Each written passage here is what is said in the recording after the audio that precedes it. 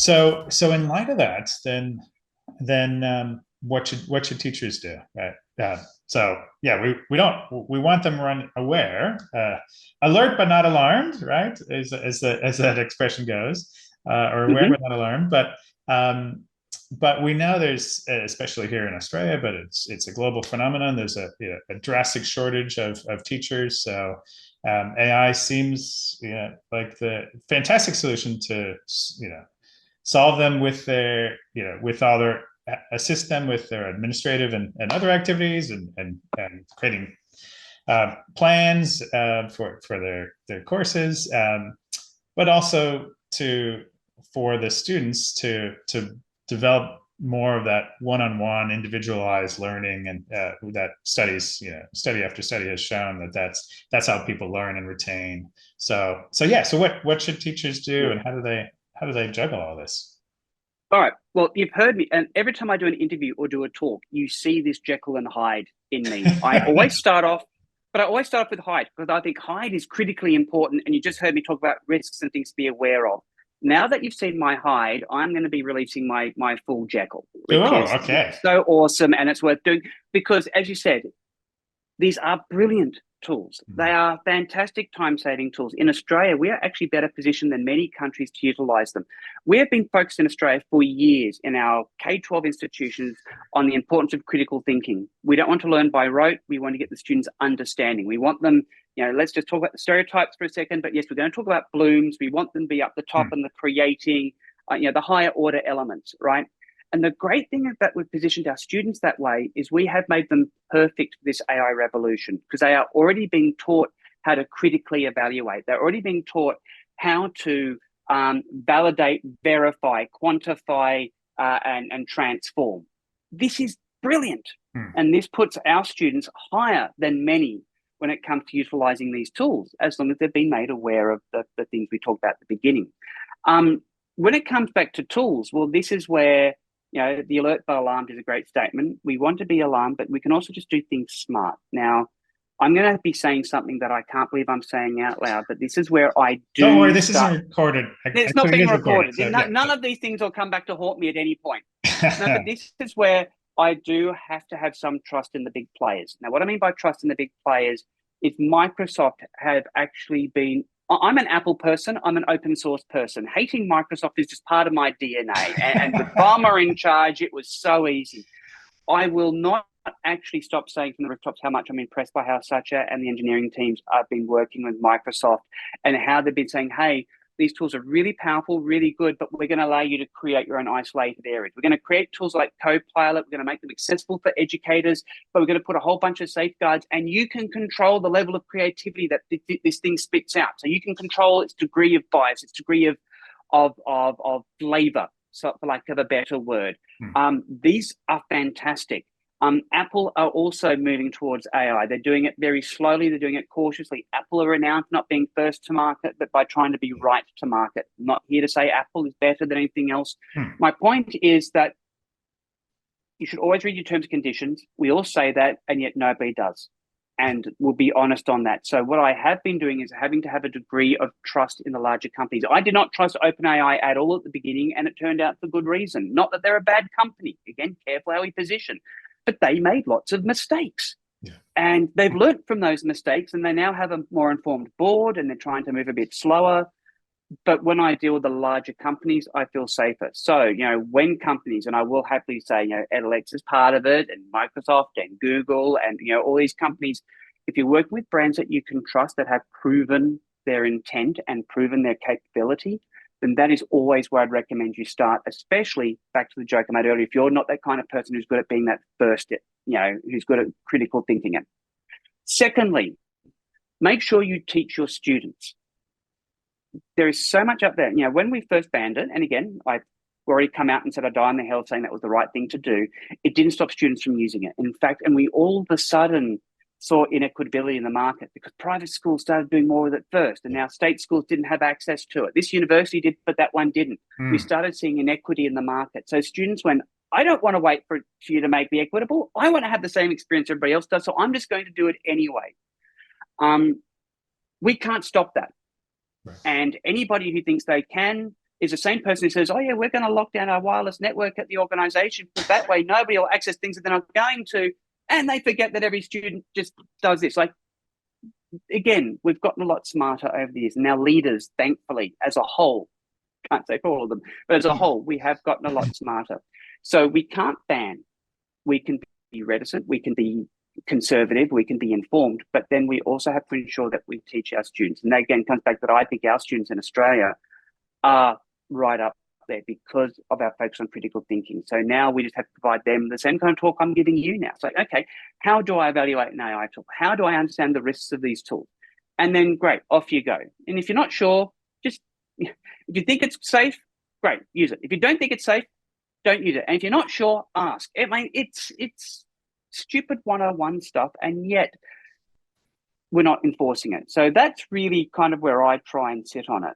But any idea of, I'm just going to tell them no, and if they don't, I'll say no again. Look, that's not going to work. And let's finish off this ramble on this last point. I think this is important.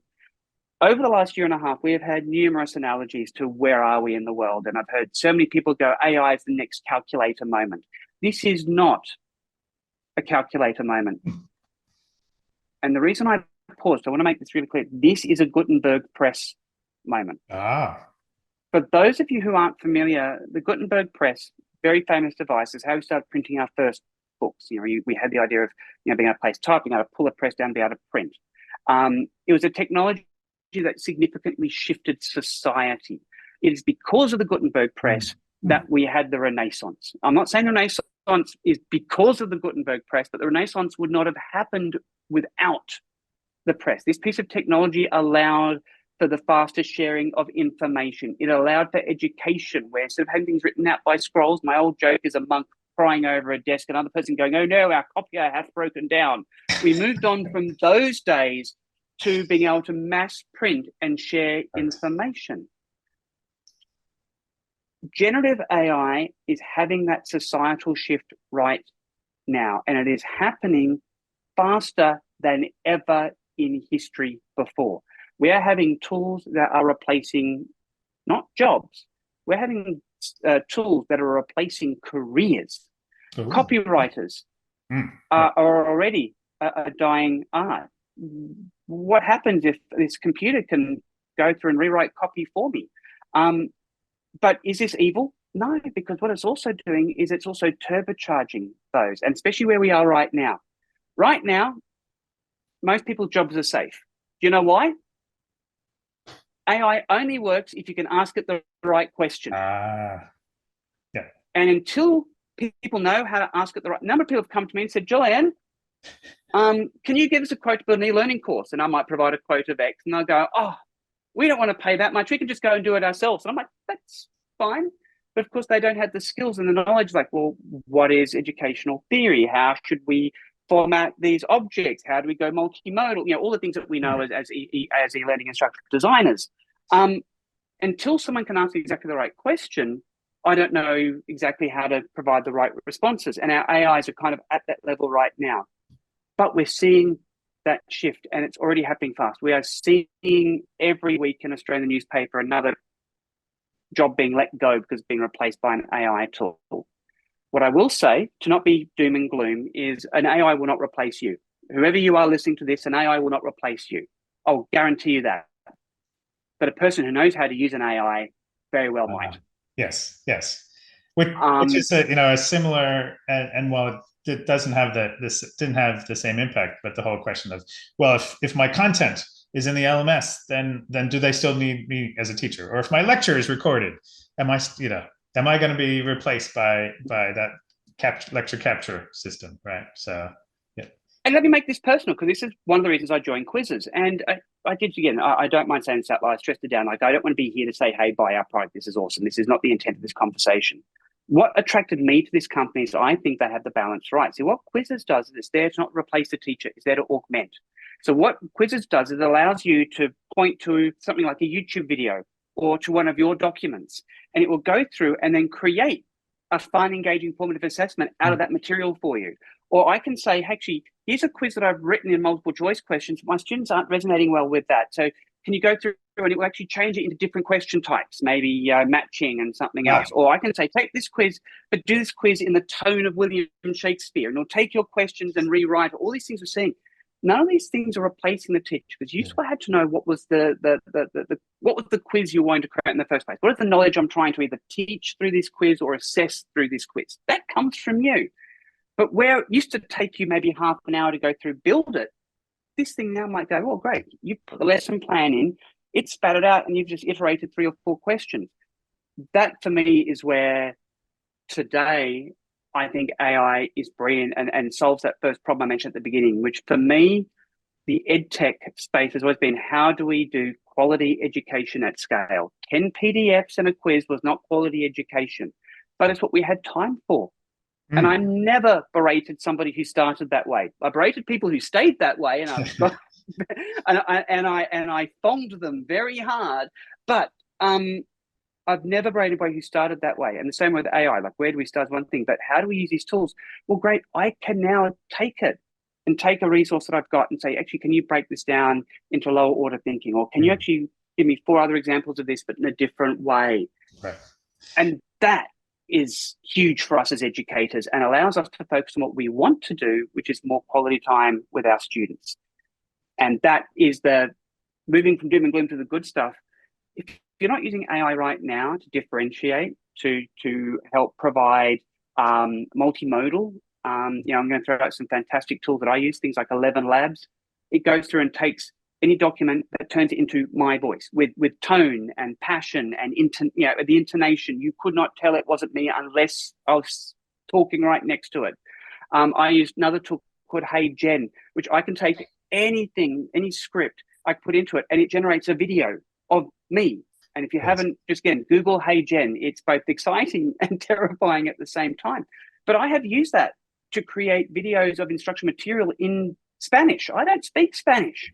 Right. But I used an AI to generate the Spanish. I then put it into Hey Gen, and it created a video of me talking in Spanish that you could not tell was not me. That I find is enabling me to provide better education than I could have before. So yeah, that's where I think that the excitement is, and where that social shift is coming from. It's enabling us to do more, as long as, again, we make sure we find the right balance. Right. Well, and having seen the video of you speaking fluently in Spanish and then jumping to German and then Mandarin, so and all languages that you have no knowledge of is both exhilarating and awe-inspiring, but also terrifying. And so expanding on that theme, given your experience at different edtechs and mine as well, where from putting our edtech platform provider hats on, what are good uses of AI, and what are poor choices, and I say that in the context of a well-respected colleague and friend in the Australian edtech sector has said, like, every edtech provider has to be in AI. If you're not in AI, then you're dead.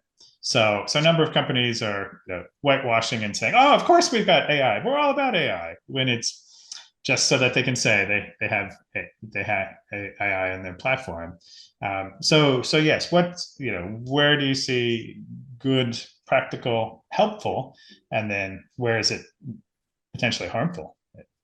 Well, let me start off with, for once, a short, quick response, which is it's useful if it provides a genuine solution to a genuine problem. Like, that's what a good edtech provider does. Every now and again, we'll see that random thing come out that looks really cool, but it didn't really solve a genuine problem, and it doesn't last.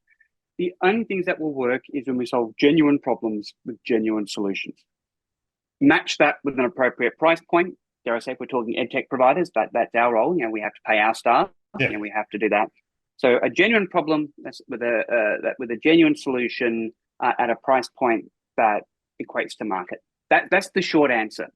But if we unpack that a little bit, Quizizz, I think, is very much on that right path. One of the reasons I joined them, we've got this problem that teachers regularly build formative assessments all the time. It's a standard part of education. And the engineering team here do fantastic things. They're trying to solve problems. Oh, what happens if all the students don't have a device where you can print out cards, basically QR code that the student can turn A, B, C, and D. And the teacher just points their phone at the room. It captures all the codes at once and it gives you the response. So you can still build this wonderful online assessment, but have it work in an offline classroom. That's a problem that we have, not only because I don't either have access to technology, but I don't want every student with an iPad on their desk getting completely distracted. Yeah. I want to go through and be able to say I found this, my background, for those who don't know, I'm a history teacher by trade. I love teaching history, but history is all about artifacts. And more importantly, history is about context. And I'd love to try and contextualize things to what's happening in current day. I'm going to show my age. When I was teaching history, we had Gulf War II going on, right? So, but I'd show all these wonderful examples of propaganda and, well, this happened, but I'm going to show you an Al Jazeera and a BBC and the Fox News. Which one is right? Right. If you go, I don't know, right? But the great thing about the AI tools is I can now go, these things are happening today.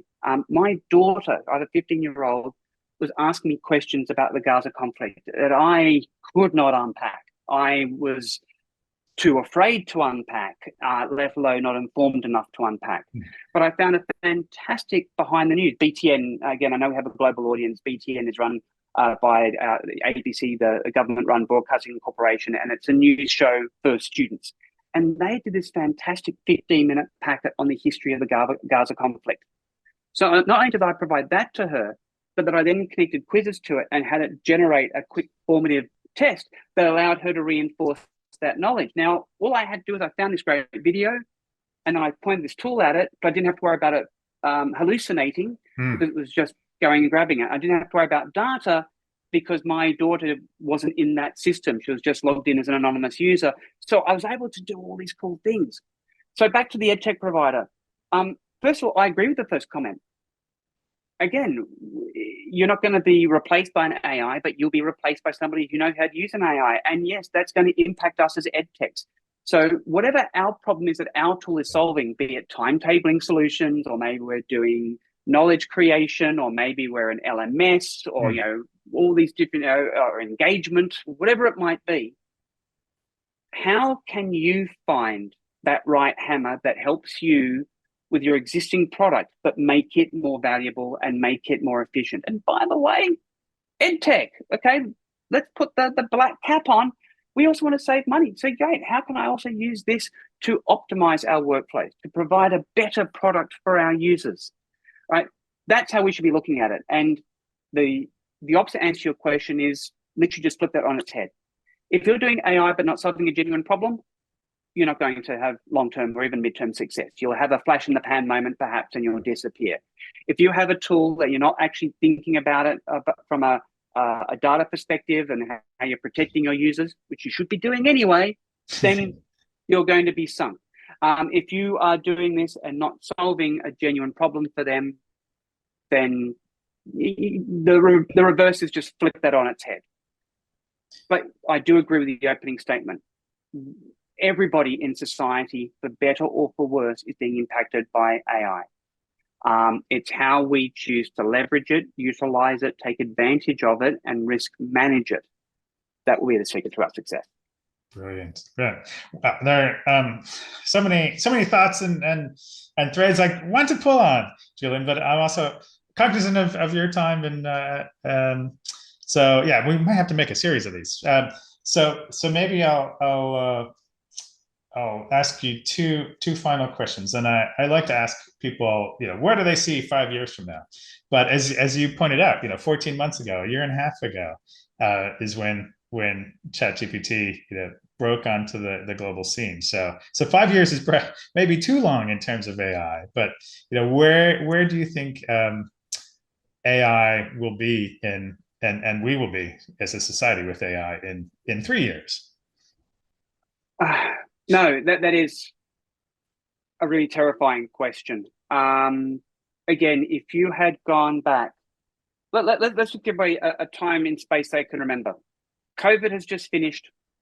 We're finally allowed out of our houses. We're going back to the office. And I was to say, how do you think your workplace is going to change? Everybody's focus would have been on the work from home because that was our immediate impact right then and there. Oh, I'm going to be working from home. And we've had a huge societal shift and ongoing debate around what we should be doing. But the reason I bring up that example is that your focus on society shift was so narrow because that was the immediate change that you had seen and where you see it evolving. Right now, when we ask the question of where do we see AI going, it's very easy to kind of, again, follow the logical path of, well, it's going to keep getting smarter and smarter. Each new version, and let's just talk about GPT. There are a lot more AIs out there than GPT, right? There are literally thousands of them. Open source corporate models, Bard, Bing, Midjourney, DALL-E. So let's just talk about ChatGPT for the sake of this discussion. ChatGPT's growth and speed is increasing at faster than exponential rate.